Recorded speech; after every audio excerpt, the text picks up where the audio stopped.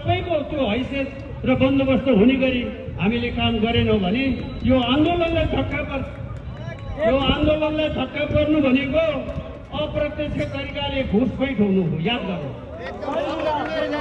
राजाका विषयमा पनि जसलाई जे मन लागेको मनपरी कुरा गर्न पाइँदै महाराष्ट्र सरकारले संवैधानिक राज संस्था भनेको छ। यो संवैधानिक राज संस्थाभित्र जे पर्छ राजा त्यही हो।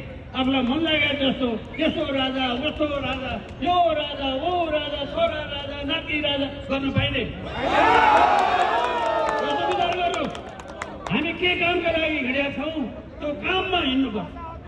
त्यो काममा चित्त बुझ्दैन नहिँड्ने हो।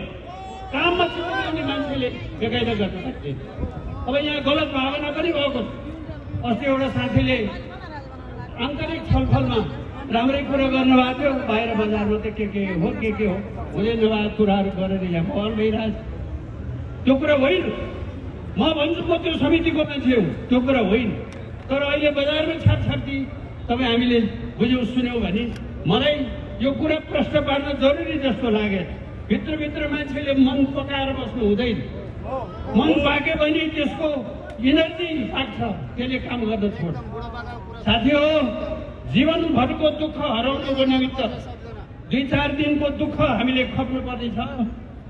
यो 2-4 दिनको दुःखको लागि हिजो आज यत्रो आम दाजुभाइ दिदीबहिनीले सहभागिता देखाइदिनु भयो। भोलि पनि छ, पर्सि पनि छ। हामी बिल्कुलै